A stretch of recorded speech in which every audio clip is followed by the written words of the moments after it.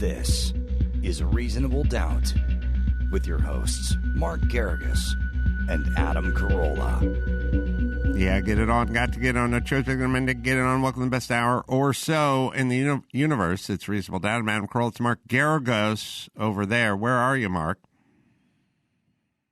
Still in New York City. Actually, with Governor Cuomo seemingly making a pivot yesterday. I don't know if you saw this, Adam. He all of a sudden, in his State of the State speech, he said that we can't just stay closed down, that we're going to have to be smart about opening up. And it appears that he's had an epiphany. Yeah, well, you know, the math doesn't work. I mean, eventually, at some point, the governors like Newsom, like Cuomo, they have to realize that if they do not produce any, you know, they don't make money. The citizens make money, and then they give them a portion of their money. And if the citizens aren't making money, the government's not going to be able to function, at least on the local level, and certainly on the federal level as well. So at some point, the numbers are just going to catch up to you. You have to reopen. I don't know. Our governor Newsom doesn't seem to be doing that math. I kind of wonder, and we'll talk to Randy Economy, who's a senior advisor for the recall for Gavin Newsom, in a couple of you. I kind of wonder if you looked at it, you said L.A. or California, New York, the city in New York. These are two of the biggest and sort of most like-minded states and cities in the United States, the ones that sort of have the most in common. And they have been kind of following the policies of each other. I wonder if this news of Cuomo opening up or saying we need to reopen our businesses, I wonder if Newsom will see that and then look at it as okay for him to then call them, for him to let us reopen. I don't know. I think there's one fundamental difference right now, and you, as always, hit on it with your intuitively. I think that what happened is that, first of all, there's been a tipping point, as we've identified week after week, on the absolute non-data-driven insanity that they have both governed under. I think that in Cuomo's case, what happened is he took a look at revenues, just like you say, at the money, and realized that there was no end game. Kind of what we have been saying. You know, the two of us have been saying, we don't understand. There is no end game. You can't do this. This is kind of a fool's errand. And by the way, all of the techniques that you've tried so far have wildly failed, especially as you've seen in California and LA County. So the difference between, you can see what's happening with Newsom. There's a recall effort that has gained tremendous strength. Yeah, Mark, your line is getting a little bit dicey. So Mark's line got a little choppy, so he's going to reboot himself over there. I think what we could hear through the broken up connection is that Cuomo kind of realized he was going to be out of money, so he needed to reopen things. I don't know what Newsom is thinking, and Newsom doesn't really tell you what he's thinking. And as far as I can tell, reporters don't ask him questions. So I don't know how we're going to figure out, for instance, when schools are going to reopen if he's not going to tell us and the reporters aren't going to ask. This is kind of part of the problem with having news outlets that are friendly to the powers that be. The Los Angeles Times is not going to press the mayor and is not going to press the governor and not going to ask the tough questions and try to get answers. That's not what they're going to do. They've decided we back these people. We like these people. They're not going to get into it with the LA Unified School District. They're not going to get into it with the teachers' unions. They're not going to ask these questions. So this is kind of the danger of having that sort of passive press, or at least the press that is sort of declared, we like this guy, so we're not going to screw with him. To me, I don't know what you're doing then. Why do you have a newspaper? Why are you the press if you're not going to press, pardon the pun, these folks for answers? But as best I can tell, living in California and living in Los Angeles, I haven't heard word one. I ask my kids twice a week, when's school going to reopen? And they go, I don't know. No one said anything. There doesn't even seem to be a plan to do it. They're open in New York as far as I can tell, so I'm not sure why they're not open here, but they're not open here. All right, Mark's trying to reboot. He's coming back in right now. He's just unmuting himself and turning on his video camera. All right. So, when Mark's in town, we have him in studio every time, but if he's in New York, we'll rely on technology, and sometimes the technology gets a little dicey, as we're experiencing now. Maybe I'll take this opportunity. Oh, well, there's Mark. Now I see he's popped up. Now we have to see if he's unmuted himself and can be heard. How's this? It seems better. Still dicey? Not as. All right. So anyway, continue with your dissertation. Well, so the difference, I think, is that Cuomo is a political animal and very savvy. He sees what's happened with Newsom. Interestingly, I believe, maybe because I'm in briefing psychosis, but I think that there was a tipping point at some point with the French lobbyist, aka French Laundry incident with Newsom, that started to cut across both sides of the aisle, if you will. He's recognized that. They have two different responses. The response by Cuomo yesterday in the State of the State was to realize that he can't close down these things. He doesn't have the revenues. The response by Newsom was there was an unexpected revenue growth in California, and so his response was to dole out money. Basically, I mean, he did a budget that was off the charts, a budget proposal, and so his way out of it is basically to understand that people are very dissatisfied, and so he's going to dole out money in whichever way he can. The problem that he's got, fundamentally, Newsom, is that his plan, once again, his plans are all stopgap, and it's not going to save people. You can't just give people $1,000 or $2,000 and expect somebody who's worked for 10 or 20 years to put a business together to say, oh, thank you very much for giving me the crumbs. And his biggest problem, and we'll talk with the gentleman who's consulting on it, I think the biggest problem is that this versus your tribe, this is people who understand this is a fundamental problem with governance. Yeah.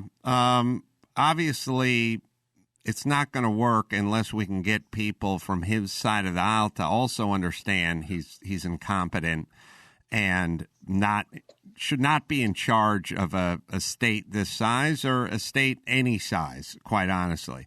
So if enough people that voted for him have turned the corner and said, you know what, I voted for the guy, I made a mistake, it's time for a change, then hopefully we can get somewhere. Well, it's fascinating that you say that, because it's, Trump was allowed to kind of do what he does as long as he had the firewall, whether it was the Republican Senate or those around, and mostly the Republican Senate.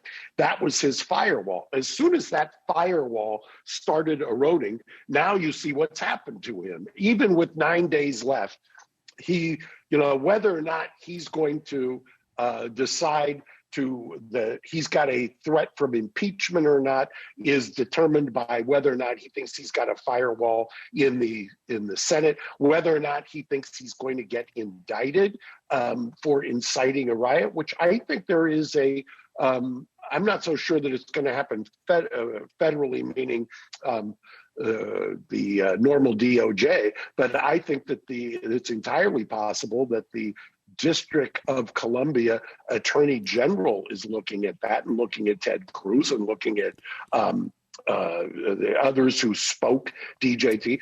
And what happens is if you start to lose, if Newsom starts to lose kind of the Democratic wave, so to speak, that California enjoys or endures right now, the same thing is going to happen that is happening with Trump. I mean, once you've got a little chink in the armor, so to speak, it's a real problem. And I think that he recognized that. And I think clearly, you can have any interpretation you want, but I think that's what's going on with Cuomo as well. I don't think that Cuomo, especially in a state like New York, which is a lot more free form in terms of flipping between Republican and Democrat than California has been since Gray Davis and Arnold Schwarzenegger.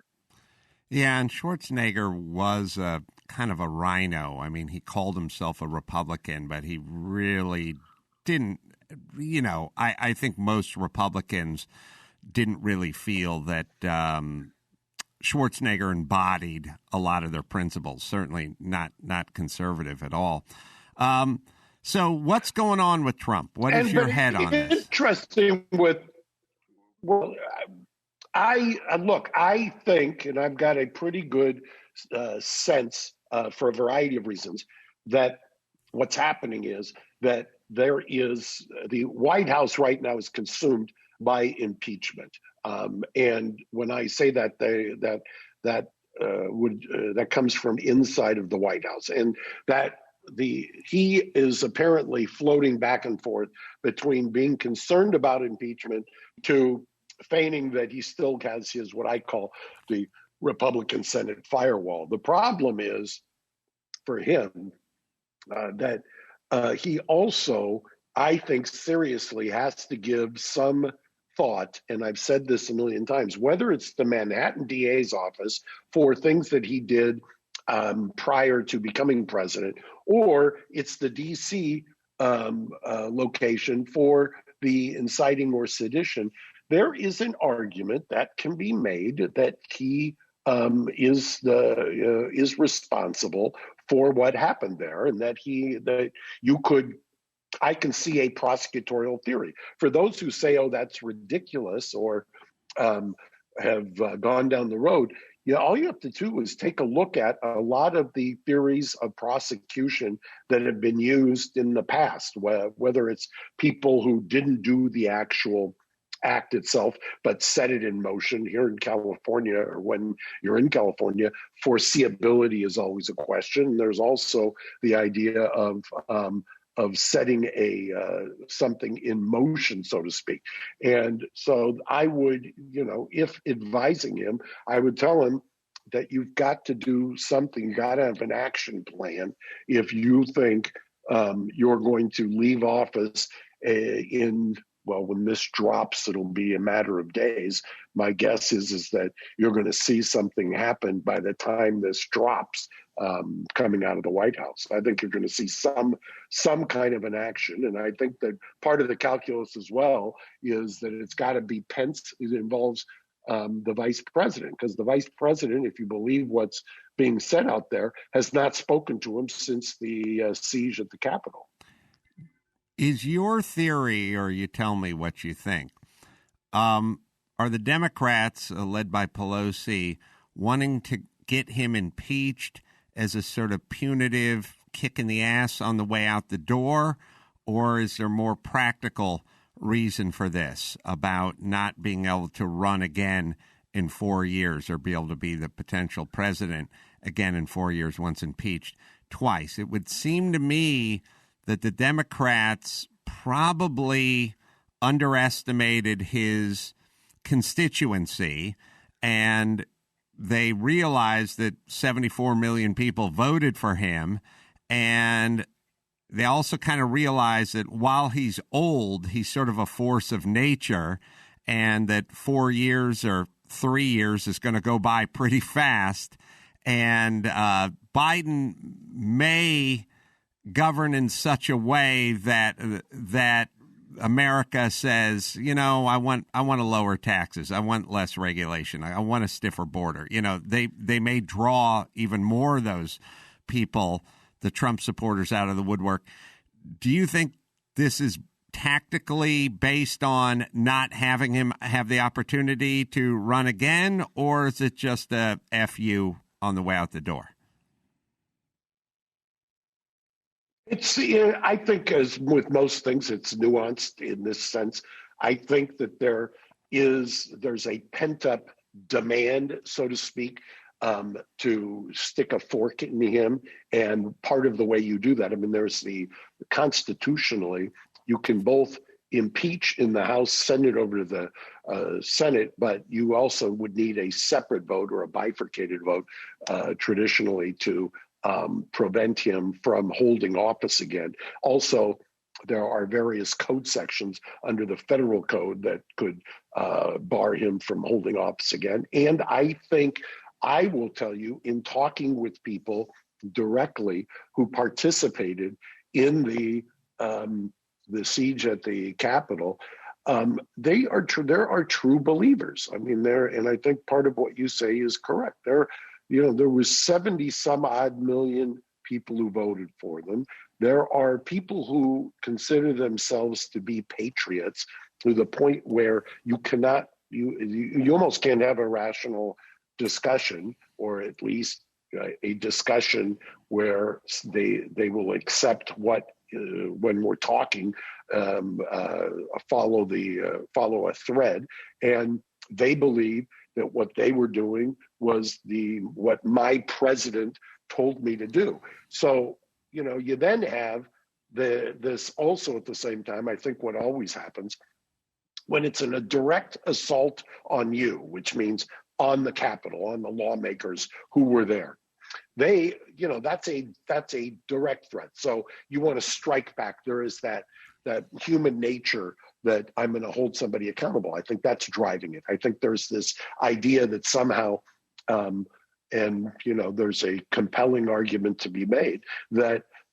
he was trying to overturn an election based on no evidence. And we talked last week about Dominion and the lawsuit they've got against Sidney Powell, and you've seen Lynn and Wood and the things he's been saying, and now they've lost the Republicans have lost the Senate. I'm sure there's a calculation involved here that politically the damage that has been done to the existing Republican Party is enormous. And this is a way or a calculation to, as is always the case, what do you describe it as?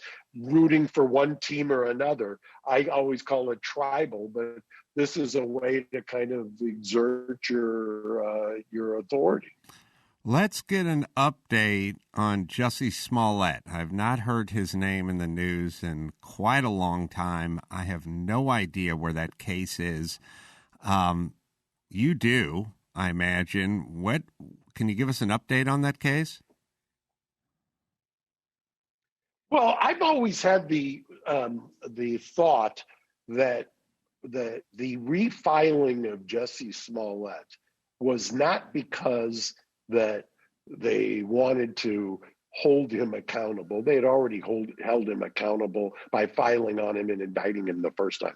I always thought that there was a more sinister motive, and the sinister motive was Cook County politics, and that the Cook County politics was you had Kim Foxx, who was an African-American progressive prosecutor and not one of the power structure or the traditional power structure there, and that appointing somebody like Dan Webb, who is a Trumpian crony, and if you believe reports, met with Bill Barr for lunch just 3 weeks ago in Chicago.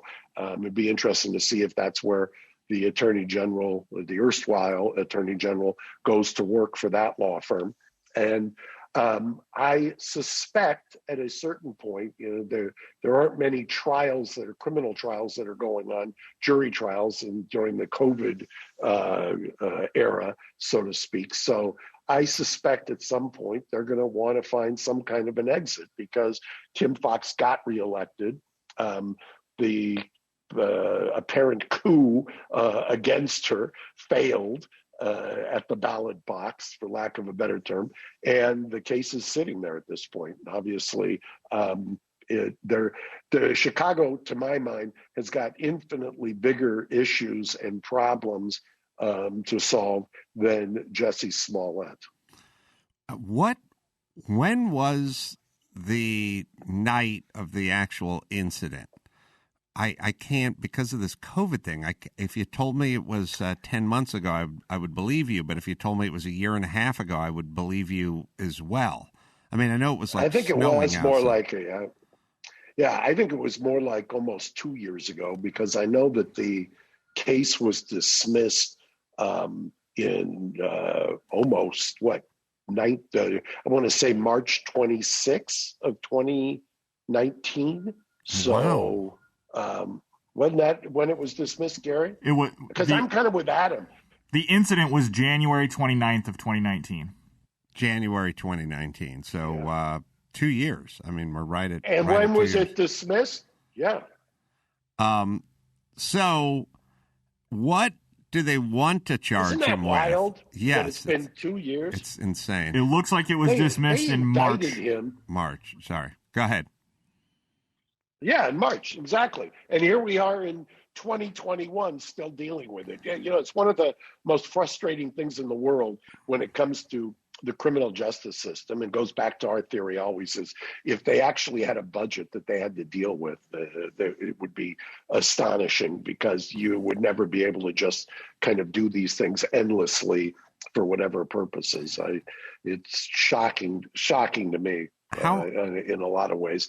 How much of the COVID and the president and all the stuff that has transpired in the last 2 years, essentially, since that incident, how much of it works on Jussie's behalf because there's no political will anymore? I mean, I'm not asking a question. I'm kind of making a statement here, but once the news cycle turns to 1,000 different subjects and people just kind of generally lose interest, isn't it easier for the state to kind of go, no one's looking. We're not, people aren't pressuring us to indict this guy or to prosecute this guy. Like, doesn't this time sort of help, is what I'm asking? Well, and remember, there's some other kind of factors that go into it. That police chief who went out and did a press conference that was riddled with inaccuracies is resigned or was terminated in a scandal. With one of his underlings, they've been sued on that there for that. Lori Lightfoot the mayor there has had her a series of scandals. It's interesting. One of those scandals was that has come out since then, and a cynic might say that much of this was a diversion, was that woman who was bursted in by the cops and held naked, and it was in the wrong apartment there in Chicago, and they tried to deep six that for a period of time. Rahm Emanuel, who was the then mayor, was apparently instrumental in that, along with the Laquan McDonald scandal as well. I mean, the idea that Jussie Smollett is on the top 100 things for this prosecutor, and the idea that there's a special prosecutor appointed is just almost beyond ludicrous at this point. What is he potentially looking at? What are they wanting to charge him with? They've got a handful of counts that they've indicted him on.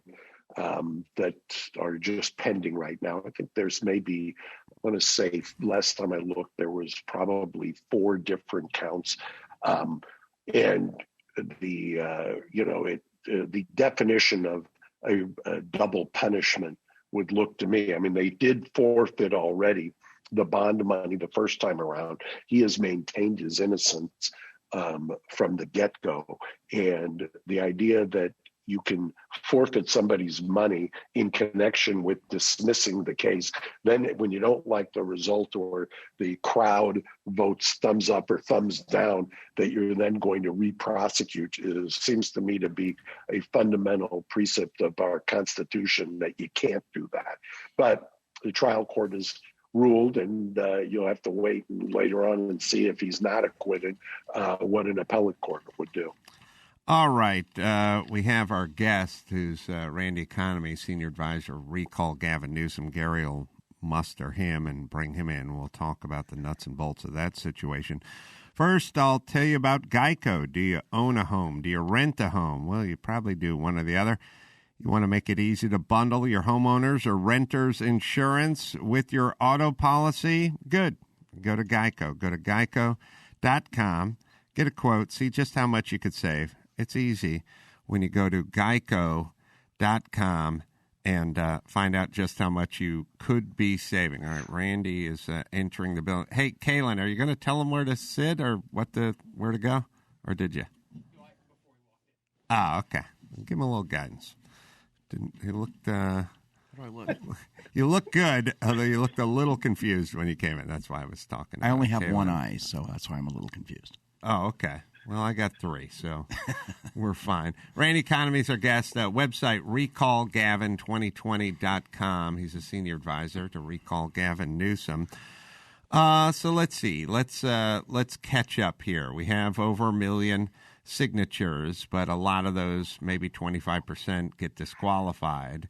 You have to get to 1.6? What do you have to get to? 1.497. And we're finding right now that our validation rate is probably about 85 to 90%. Meaning ones that won't get dismissed. That will not get dismissed. Right. And so the ones that we feel that we have valid right now today, sitting right here next to you, Adam, is about 1,150,000.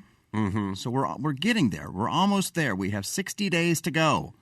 And we're going to make political history not only here in California, but throughout the world. Randy? Yeah, sure. Hi. Mark's line is choppy. Hi, Mark. Hi, how are you? Good, buddy. There are 2 different groups that are, that, as far as I can tell, that are leading the charge on this. Is that right?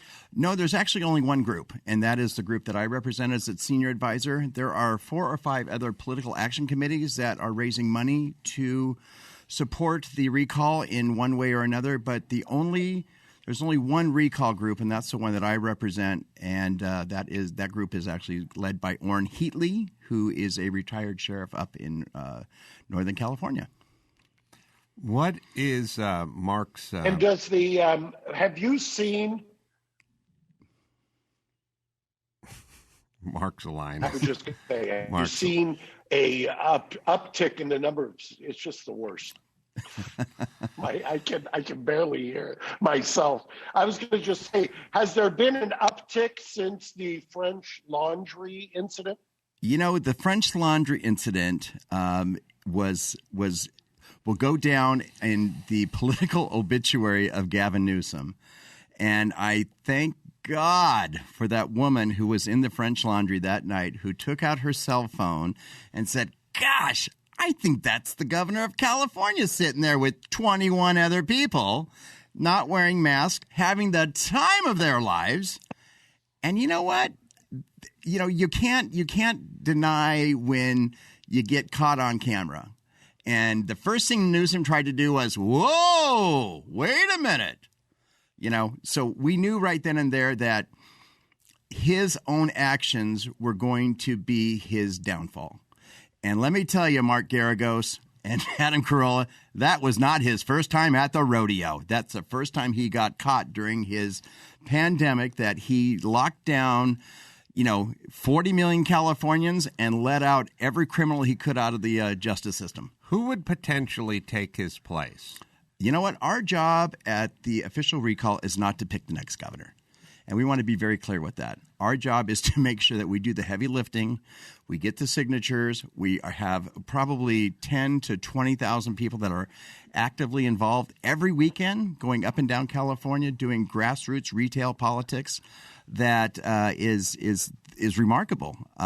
So our job is not to pick the next governor. That's going to be up to the people. And if you remember, and I think Mark can remember too, back when, and I hate to go back to when the Gray Davis recall was, because, that was a generation ago. And people like to compare this recall to the Gray Davis recall. What year was Gray Davis? 2003. Okay.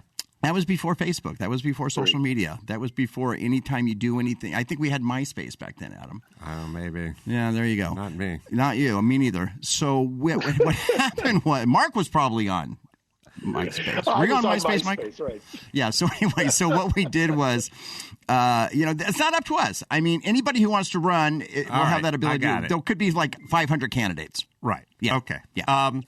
So I'm trying to figure out the pacing. You have 2 months left. Yeah. You're at a million plus. Yes. You need to get to 1497 or something like that. That's correct. You figure about 10 or 15% are going to be disqualified. Mm-hmm. So the 1497 is more in the 175 or 18 range. Our goal is to get to. Yeah, our goal is to get 2 million signatures. Okay, and I think that is a reasonable goal, and I think that is it's doable. And I think the reason is because right now what we're seeing is this petition is taking fire in the inner cities, in South Los Angeles, in Long Beach, in San Jose, in places that have been just absolutely devastated by Newsom. By his lockdown.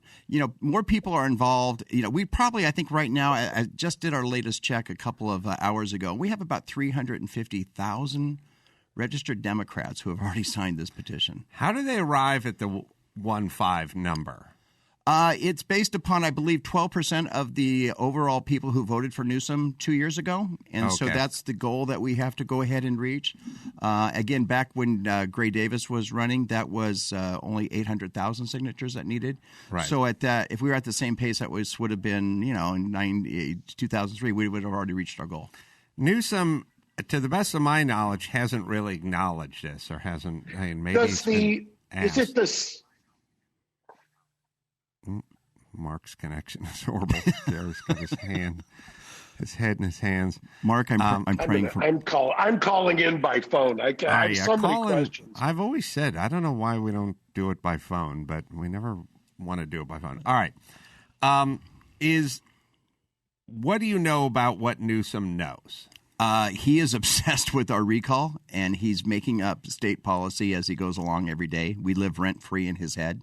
Mm-hmm. And to me, I think that's one of the greatest accomplishments that this people-to-people movement has been able to accomplish, because now he's dictating his policies every day based upon how he can, get political points and make political hay with the masses of Californians. And, it's not by chance and it's not by mistake that every day he goes on television and, media outlets throughout California give him hours and hours of free airtime every single day, whether it be on television, on radio, doing his daily diatribe. And every day he has to throw something on the wall to see if it sticks or not.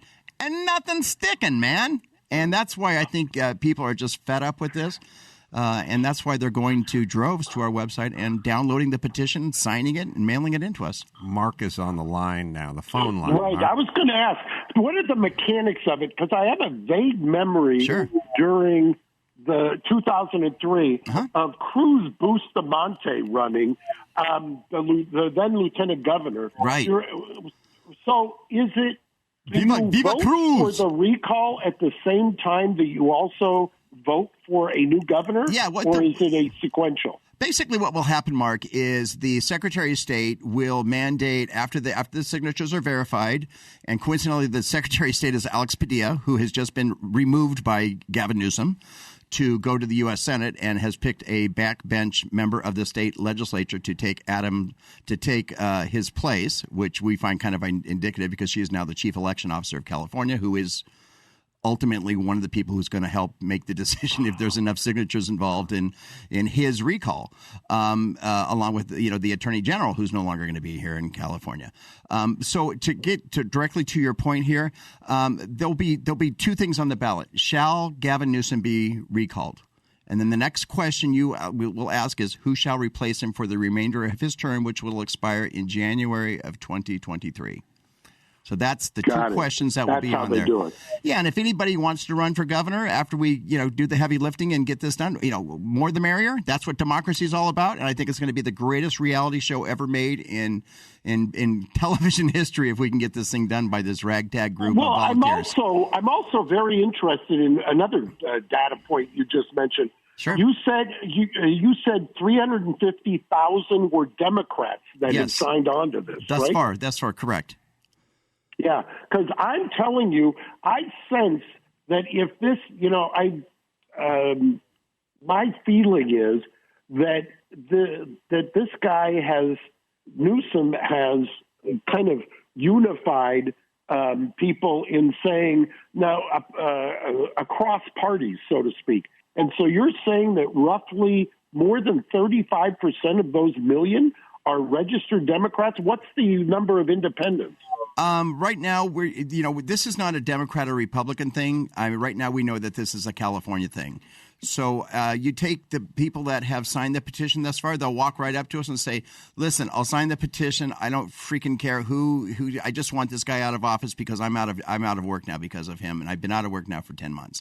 So we know that in certain areas that we are collecting signatures, which are primarily Democratic areas, the Democrats are coming up in droves. And because, again, they're the ones who are out of work. They're the ones who are suffering. Everybody is suffering. It's not a Democrat issue, a Republican issue, a decline to state issue. It's a Californian issue. And that's what's suffering. And that's why I think so many people are flocking to our website and downloading the petition. We've made it as simple as possible to get this guy recalled and thrown out of office. To Recall Gavin 2020.com. So we go.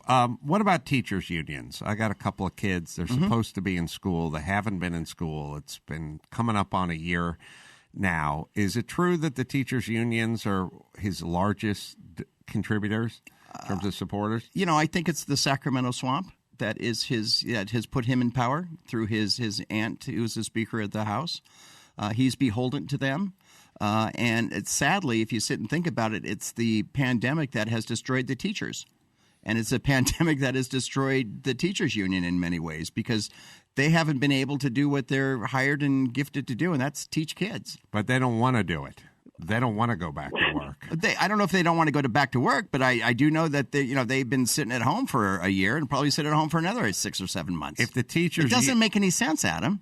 Well, this whole thing is just bizarre with this guy. If the teachers unions wanted to go back to work, don't you think they could let Newsom know that?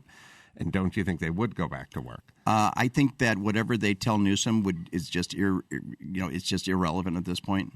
I think he just is trying to. He's in political survival mode now. Gary, did the LA Unified or whatever, California, did the teachers unions want to go back to work? I don't think they want to go back. I think that's the issue. They don't. And it's a little murky when it comes to contributions during his term, but during his last election where he was running for governor, aside from small donations, they were absolutely the number one contributor to his campaign. That's a great point. Thanks. Appreciate that. Yeah, well, go ahead and use that in your talking points, which is this guy, and I don't know how many states have their schools shut down, but California is amongst, if it's not the only one, there's only a handful of others. The kids are suffering. It's insane. And the teachers do not want to go back to work because they've made it clear that they do not want to reenter the classroom, and they have a champion for that cause. In Gavin Newsom. Well, there's also one thing. There's a lot of teachers who are backing our recall movement who are not part of the union structure of the teacher world, which is completely bizarre to me that a union would completely dictate to, tens of thousands of teachers every single day in California their livelihoods. So they're stuck in a box. They're stuck in a sand trap, and they can't get out. But what they can do is they can sign the petition. They can get their fellow teachers to sign the petition, and that's the magic of this. We're making this so simple for people to do. It's wonderful. So I'm curious about the chart. You have 2 months left. Yeah, and St. Patrick's Day.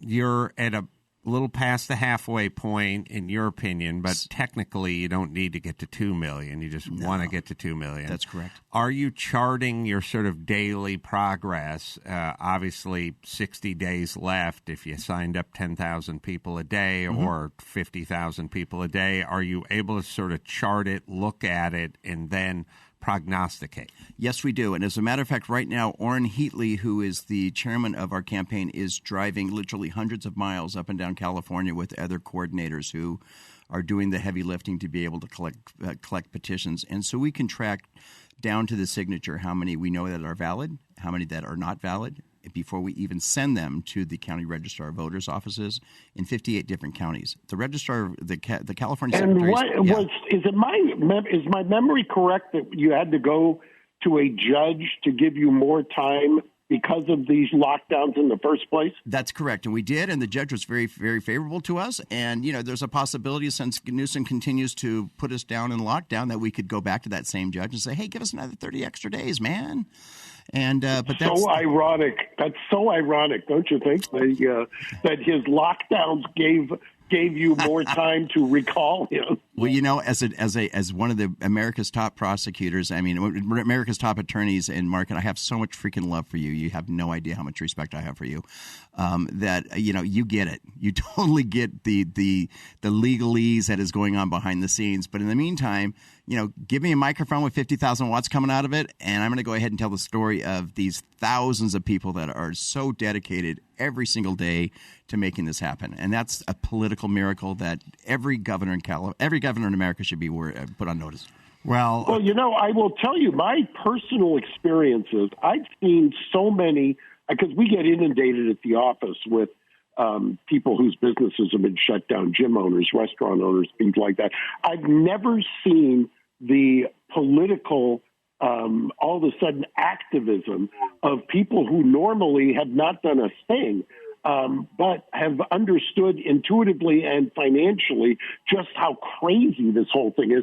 I always repeat the one I was telling somebody yesterday. One of my favorite tweets of Adam's is, "We're going to lock down so hard in California until we get to the numbers of those places that didn't lock down." And people get it. They understand it intuitively. Yeah. And he's created a whole kind of a political action movement of people with small businesses who are just trying to survive.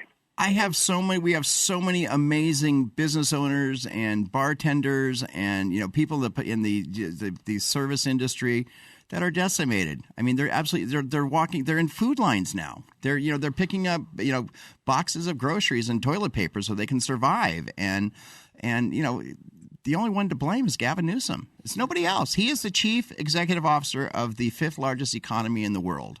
And for him to shut this down for the last 10 months is absolutely the most bizarre, crazy thing. And he should be, if the guy doesn't resign, we're going to kick his ass out. From your mouth to God's ears, we'll cut the show a little bit shorter than usual just because of some scheduling today.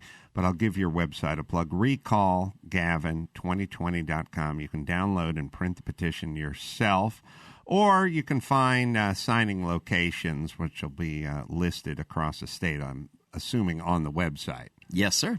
Randy Economy, thank you so much, and Godspeed is what I would say to you. Mark, sorry about the Zoom connection today, but we'll make it up in the next show. But thanks for calling in, buddy.